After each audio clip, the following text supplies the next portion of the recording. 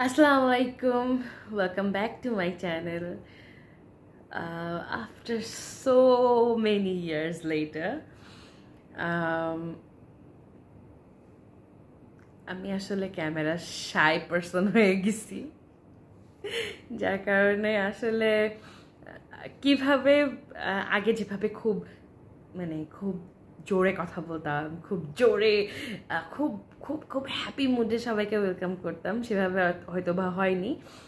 But yeah, welcome back to my channel after so many years later. হয়তো বা makeup videos দিয়েই শুরু করা উচিত ছিল, বাট আসলে প্ল্যান অনুযায়ী আমি কোনোদিন করি নাই। সো এখন বাজে রাত 3টা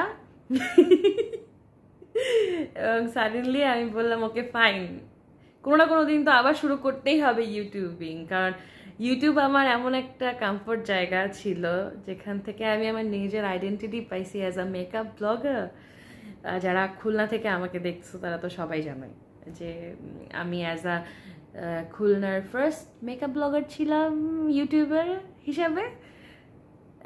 maybe I am not wrong, okay, maybe I am not wrong, আমি কন্ট্রোভার্সিতে যেতে চাই না। আজকের ভিডিও হলো লাইফ আপডেটসের ব্যাপারে, যে কেন আমি এতদিন ইউটিউবে ছিলাম না, ইউটিউবে কেন আমি এতদিন অ্যাবসেন্ট, এবং কেন সবাইকে আমি এত আপসেট করছি। I am sorry for that, যে আমি ইউটিউবিংটা কন্টিনিউ করি নাই as a makeup blogger. I am sorry for everything. লাইফে আসলে অনেক কিছু চেঞ্জ হয়ে গেছে। 2021-এর পর থেকে আমি আসলে ওইভাবে কন্টিনিউ করতে পারিনি আমার ব্লগিং। লাইফটা না একদম রোলার কোস্টারের মতোই। So many things has change. আমি অ্যাজ আ পার্সন অনেক গ্রো করছি। যে ইম্যাচিওর আনিকাস বিউটি বাউন্টিকে সবাই চিনতো, সে একটু হলেও রিয়ালিটি চেক পেয়েছে। আগের মতো সেই ছোট বাবলি নাই। লাইফের অনেক টাইম চলে গেছে অ্যাকচুয়ালি, এবং ট্রেন্ডসও অনেক চেঞ্জ হয়ে গেছে, ক্যামেরা কোয়ালিটি চেঞ্জ হয়ে গেছে। সবাই এখন ভিডিও আইফোনে বানায়, না হলে ভালো ভালো ডিএসএলআর ক্যামেরা দিয়ে বানায়। আমি I can't afford it right now, okay. এবং I think this is called maturity, to accept my situation, right? So আমি ভাবলাম যে সবাই এত বলতেছে, সবাইকে আমি খালি কজ দিতাম যে আমার ক্যামেরা ভালো নাই, আমার সেট আপ ভালো না, সো এখন আমি আগের মতো ভিডিও বানাতে পারবো না। বাট একটা জিনিস ভাবলাম যে ওকে ফাইন, আমার যেটা আছে আমি সেটা দিয়ে আমি আবার শুরু করি। এবং আমার বেস্ট ফ্রেন্ডসরাও আমাকে সেই সাজেশন দিতেছে, এবং তারা আমাকে বলছে ইউ হ্যাভ আ ট্যালেন্ট, যেটা আসলে আমি ভুলে গেছি। তো লাইফ আপডেট এটাই হলো যে 2021 সালের পর থেকে আমার লাইফে আমার ফ্যামিলি প্রায়োরিটিস বেশি বেড়ে গেছে আমার জন্য। আর আমার জন্য আরও কিছু জিনিস ছিল যেগুলোর সাথে আমি ডিল করতেছিলাম। তার মধ্যে first of all depression. I was clinically depressed.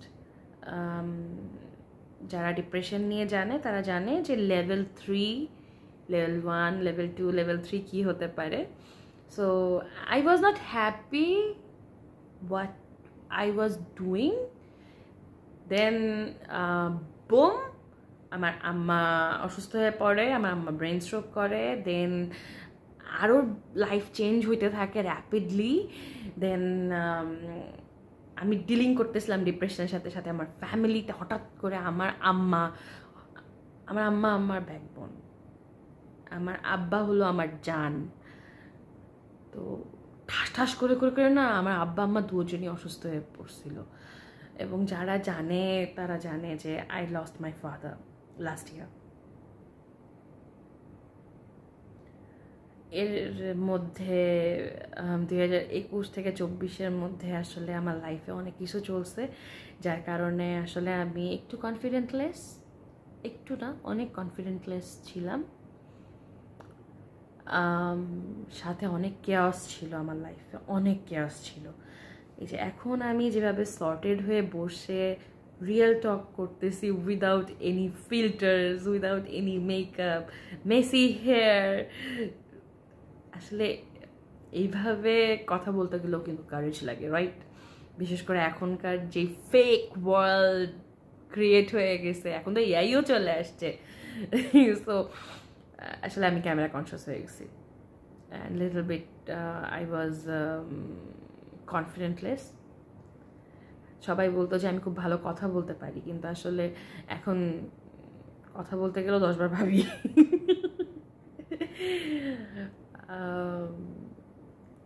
ক্যারিয়ারও build করার ট্রাই করতেছি।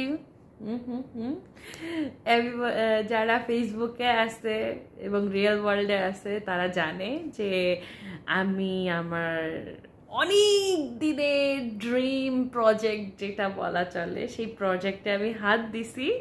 সেটা হলো আমার নিজের skin care, organic skin care and cosmetic একটা ব্র্যান্ড বানানোর, যার অলরেডি আমি লঞ্চ করে ফেলছি 2025 ফেব্রুয়ারিতে। ওইটা নিয়েও একটু বিজি আছি আমি। আসলে I was so confused about my life, about everything, about marriage, about আব্বা অসুস্থ, আম্মা অসুস্থ, এদিকে আবার ক্যারিয়ারও দরকার আমার খুব, আমার নিজের আইডেন্টিটি খুব দরকার। আসলে আমি আইডেন্টিটি ক্রাইসিসেও পড়ছিলাম যে আমি কি করতেছি। আসলে সবাই এত গ্রো করতেছে, সবাই এত বেশি সাকসেসফুল হয়ে যাচ্ছে, আমি কি করতেছি? I am not good for nothing. এইসব নিয়ে আসলে আমি অনেক কেয়ারসে ছিলাম। বাট নাও একটু হলেও ঠান্ডা হয়েছি, একটু স্টেবিলিটির মুখ দেখছি। স্টেবিলিটি আসলে লাইফের একটা পার্ট। যখনই তুমি নিজেকে স্টেবল মনে করবা, তখনই হঠাৎ করে কিছু একটা হয়, সেটাতে আনস্টেবল হয়ে যায় মানুষের life. This is called life. But হ্যাঁ, 5 বছর মধ্যে 3 বছর হয়ে গেছে আমি গায়েব ছিলাম। বাট নাও আমি আসলে আবার ব্যাক করছি আপনাদের কাছে, অনেকের রিকোয়েস্টে, আমার বেস্ট ফ্রেন্ডসদের এনকারেজমেন্টে। হয়তোবা আমি যে ভিডিওসগুলো করতেছি, এই ভিডিওসগুলো কখনোই ফেসবুক, ইনস্টাগ্রামে পাবলিশ হবে না।